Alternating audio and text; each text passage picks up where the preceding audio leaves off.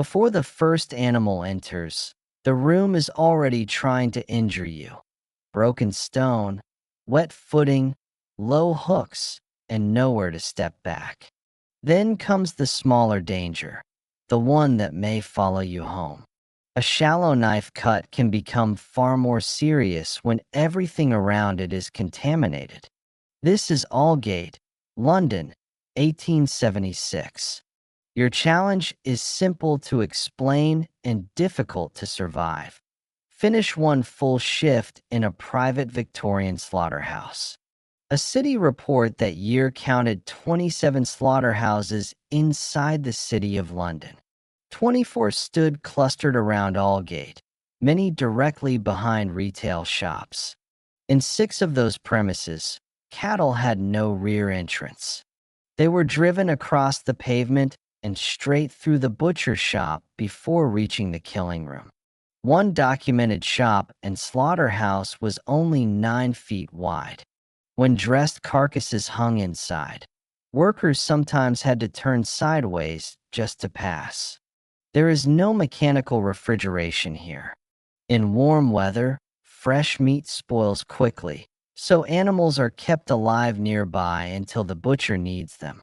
To survive, protect 4 things: your footing, your hands, your distance from the animals, and the wound you may not notice until it is too late.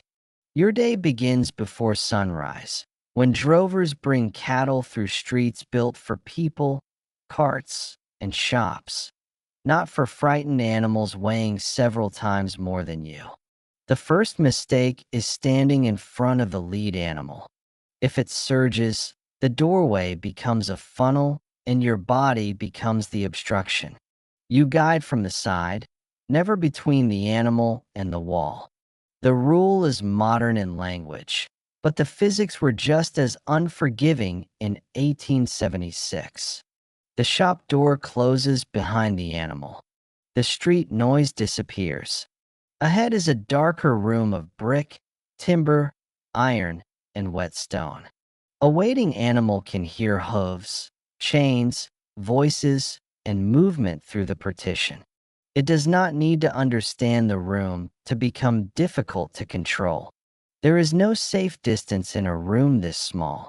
Survival depends on barriers, angles, and knowing which direction the animal can move before it moves.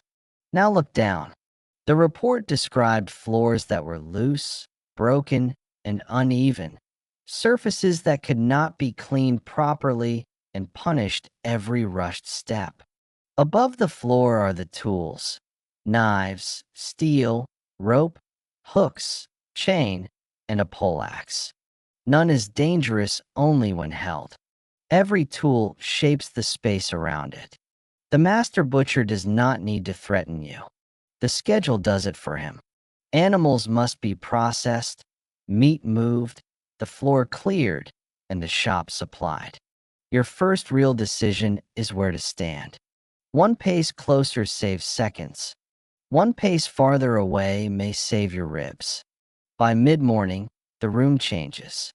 Official visitors described a hot, moist, sickening vapor where ventilation failed and work continued in extremely confined premises. Openings between neighboring slaughterhouses were often crude. Rotten brick below and rough wooden partitions above absorbed grease, moisture, and dirt instead of isolating one room from another. The walls tell you what cleaning cannot solve. Porous brick holds moisture and animal matter, allowing yesterday's work to remain inside today's room. The floor is worse. Each joint between stones becomes a narrow reservoir. Heavy animals crack the surface, and every crack traps what the broom misses. Drainage should carry danger away. Here it moves slowly, if at all. Solid waste reaches the grate, and the liquid has nowhere clean to go. The water supply is described as imperfect, inadequate, and badly placed. Cleaning a room is difficult. Cleaning a cut inside it may be worse. Modern separation between waiting animals and the work floor barely exists. In the smallest premises, a partition and a spring door are all that divide one hazard from another. When large dressed carcasses hang, the room becomes a moving maze. The weight is overhead, the hooks are at head level, and your escape path narrows again. A room this tight has no neutral corner. Every place is a route, a work surface, a storage point, or a trap waiting for fatigue. Before the knife touches anything, you sharpen it. A dull blade demands more force. More force means less control when your hand, footing, or target shifts. Your grip must be firm without becoming rigid. The problem is not one movement. It is hundreds of movements made while heat, noise, and pressure reduce your attention. Rope and hoist take some weight, but not all the risk. A frayed fiber, a poor knot, or a hand placed beneath a load can end the shift instantly. A quarter of beef can outweigh a man. Moving it through a narrow passage is not a display of strength. It is a controlled argument with momentum. The safest path is slow and planned. But the shop needs meat now, and the next animal is already waiting behind the partition. Your forearms begin to burn. The knife is not heavier, but your ability to stop it is weaker. Fatigue changes the same tool into a new hazard. Cleaning is not a separate job. It happens between tasks, with the same tired hands, on the same damaged floor, while the room remains active. Victorian officials wanted walls washable more than 7 feet high because splashes and filth reached far above the clean lower surface. Your boot slides half an inch. That is enough. The blade is down. Your free hand catches the bench, and the suspended load keeps moving without you. You recover because the bench is there. In another part of the room, the same slip would place your hand on stone, iron, or the edge you were trying to control. The first cut is almost nothing, a brief sting near the thumb, hidden beneath grime and moisture. The shift does not stop, so neither do you. You have seconds to decide whether it matters. A deep wound ends your usefulness immediately. A shallow one tempts you to hide it. Stopping means lost time, anger, and perhaps lost wages. Continuing means every rope, handle, wall, and pail can touch the same broken skin. You reach the water point. The pail is low, the tap awkward, and the floor below it is already wet. Washing is possible, but not comfortably or thoroughly. A strip of linen becomes your glove. It protects the cut from direct contact, but the cloth absorbs moisture, loosens, and reduces your grip. The room accepts your decision without comment. The next rope is placed in your hand, and the work resumes exactly where it stopped. There are no rubber gloves, mesh guards, waterproof boots, or sealed eye protection. Your defenses are skill, distance, cloth, leather, and attention. The knife handle is polished by years of hands.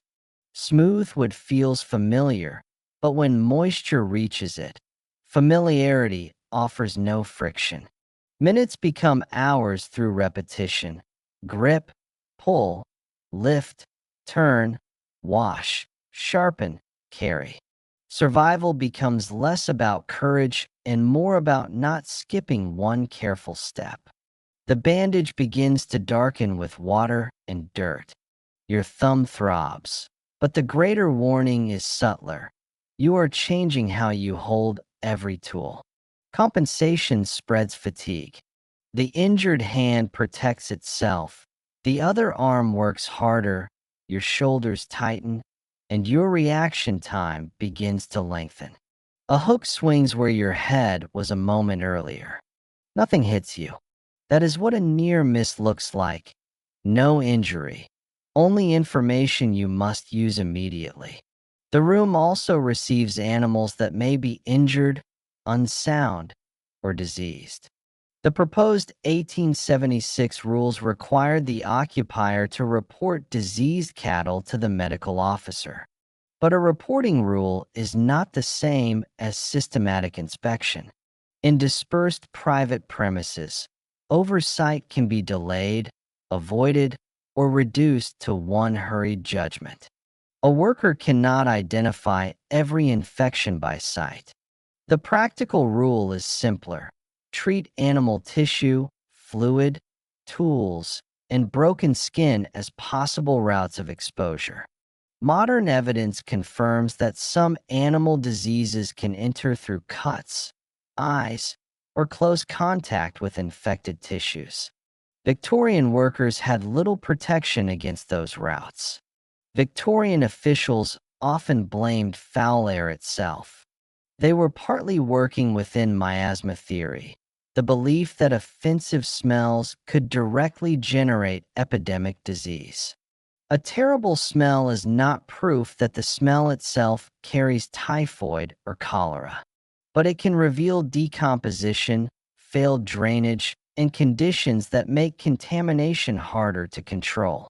The real survival problem is a chain: damaged skin, dirty surfaces, insufficient washing, continued work, and no effective antibiotic if infection takes hold. Flies gather where cleaning fails. They are not the only threat, but they are visible evidence that food, waste, and working hands share the same small environment. Heat adds another clock. Without refrigeration, meat must move quickly.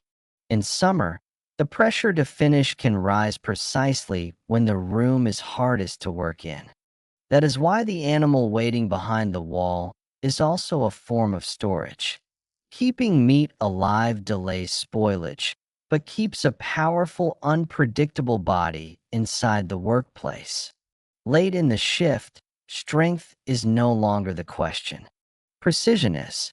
Your hands are tired, your hearing is dulled by noise, and the floor has grown wetter.